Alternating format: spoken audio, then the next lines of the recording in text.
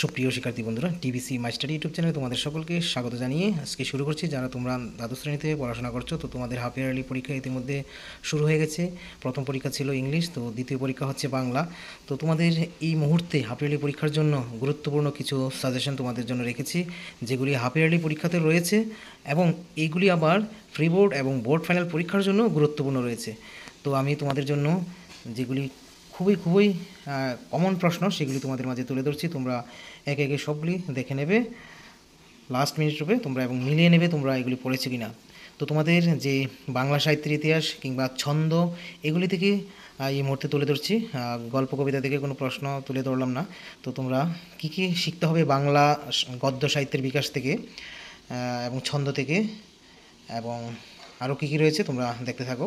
দেখো, বাংলা গদ্য সাহিত্যের বিকাশ যে অধ্যায়টি রয়েছে সেটা থেকে কোনগুলি শিখবে। তো এটা থেকে কিন্তু বিকল্প প্রশ্ন থাকবে, ঠিক আছে, কোনো নম্বর বিভাজন থাকবে না। 120টি শব্দের মধ্যে উত্তর করতে হবে, মান হচ্ছে 5। তো এখানে লিখে রেখেছি এগুলি শুধু হাফ ইয়ারলি পরীক্ষায় থাকবে এবং ফাইনাল পরীক্ষার জন্য এগুলি তোমাদের শিখতে হবে। তো প্রথম প্রশ্ন হচ্ছে, বাংলা গদ্য ভাষা ও সাহিত্যের বিকাশে বিদ্যাসাগরের অবদান আলোচনা করো। খুবই ইম্পর্ট্যান্ট প্রশ্নটি। বাংলা গদ্যের উৎস ও ক্রমবিকাশী ফোর্ট উইলিয়াম কলেজের অবদান বা ভূমিকা আলোচনা করো। তারপরে ফোর্ট উইলিয়াম কলেজের লেখক গোষ্ঠীর অবদান আলোচনা করো। এই অধ্যায়টি থেকে 3টি প্রশ্ন তোমরা অবশ্যই শিখে নেবে, অবশ্যই একটি প্রশ্ন আসার সম্ভাবনা রয়েছে। তারপরে দ্বিতীয় অধ্যায় হচ্ছে মহাকাব্য ও আখ্যান কাব্যের সাধারণ পরিচয়। এটা থেকে 2টি প্রশ্ন রেখেছি। আর একটা হচ্ছে বাংলা মহাকাব্য আখ্যান কাব্যে মধুসূদন দত্তের অবদান, আর একটা হচ্ছে মাইকেল মধুসূদন দত্তের পৌরাণিক নারী চরিত্র অবলম্বনে রচিত কাব্যগুলির পরিচয় দাও। মাইকেল মধুসূদন দত্তের 3টি কাব্য রয়েছে, সেই 3টি কাব্যের পরিচয় তোমরা তুলে ধরবে নারী চরিত্র হিসাবে, ঠিক আছে। তারপরে গুরুত্বপূর্ণ ধ্বনিতত্ত্ব দেখো, এখানে কোনো বিকল্প থাকবে না, 3টি প্রশ্ন উত্তর করতে হবে। 9 নম্বর, 3 নম্বর একটির মান। এখানে শুধু হাফ ইয়ারলি পরীক্ষার জন্য দেওয়া হয়েছে, কিন্তু এগুলি ফাইনাল পরীক্ষাতেও গুরুত্বপূর্ণ, তোমাদের শিখতে হবে। তো এগুলি শুধু হাফ ইয়ারলি, এখানে সর্বমোট 5টি রয়েছে, তার মধ্যে 3টি দেখো স্টার রেখেছি, ভালো করে শিখে নেবে। তারপরে যাচ্ছি ছন্দ এবং ছন্দলিপি। তোমাদের ছন্দ 2024 সালে একটি ফাইনাল পরীক্ষায় এসেছে, তো এটা বাদ দিলে আর 2টি ছন্দ থাকে। 2টি ছন্দের বৈশিষ্ট্য তোমরা খুব ভালো করে শিখে নেবে।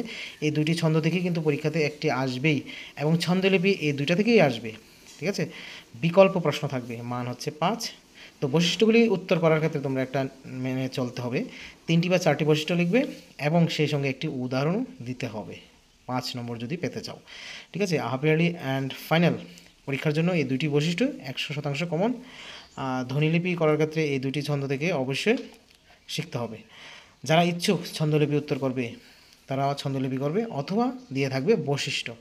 তো তোমরা এই 2টি বৈশিষ্ট্য অবশ্যই শিখে নেবে, ঠিক আছে। বৈশিষ্ট্যগুলি হচ্ছে উদাহরণসহ মাত্রাবৃত্ত বা কলাবৃত্ত বা ধ্বনি প্রধান ছন্দের বৈশিষ্ট্যগুলি আলোচনা করো।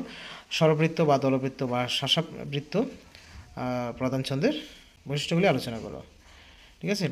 তারপরে যেটা আনকমন, অনির্দিষ্ট দাপ্তরিক কার্য বিষয়ক চিঠিপত্র, বিকল্প প্রশ্ন থাকবে, ঠিক আছে। তো কেরম টাইপের বিকল্প থাকবে, সংবাদপত্র সম্পাদকের কাছে অথবা সংশ্লিষ্ট কর্তৃপক্ষের কাছে যে কোনো 2টা বিষয় থেকে একটি থাকবে, এবং সেই সঙ্গে অথবা দিয়ে থাকবে একটি প্রধান শিক্ষকের নিকট আবেদনপত্র। তো 4 নম্বর, ঠিক আছে। তো কী কী তোমাদের শিখতে হবে দেখো, আমি এখানে অনেকগুলি রেখেছি, তোমরা এক নজরে দেখে নেবে। বিদ্যালয় দেওয়াল পত্রিকা থেকে শুরু করে অনেকগুলি, বিদ্যুৎ বিভ্রাট, সাংস্কৃতিক অনুষ্ঠান, বন্যা, এবার কিন্তু বন্যাটা খুবই ইম্পর্টেন্ট।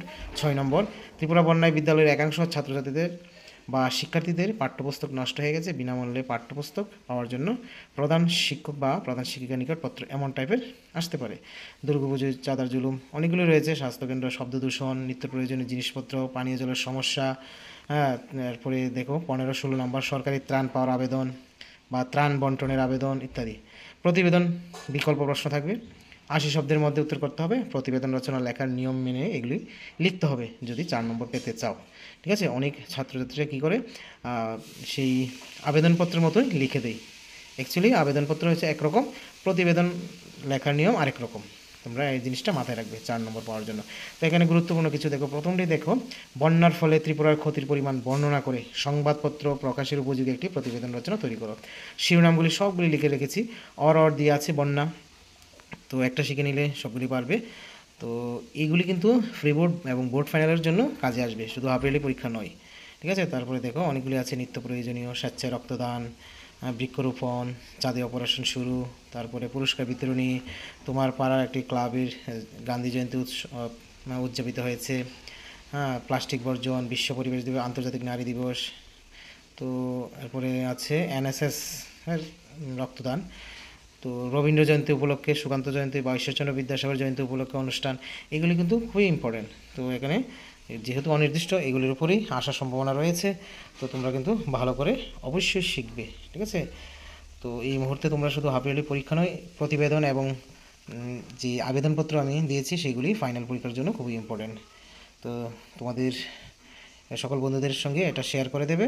আর যারা নতুন আছে অবশ্যই চ্যানেলটিকে সাবস্ক্রাইব করে পাশে থাকবে, পাশে থাকা বেল আইকন প্রেস করে দেবে। তো পরীক্ষার এই মুহূর্তে যতটুকু পারছি তোমাদের জন্য করার চেষ্টা করছি। তো তোমাদের সকলের পরীক্ষা ভালো হোক, শুভ হোক, এই কামনাই করি। এবং তোমাদের সকলের ভালোবাসা নিয়ে আজকের এই ভিডিওটি এখানেই শেষ করছি। Always by the side of the students. Thank you.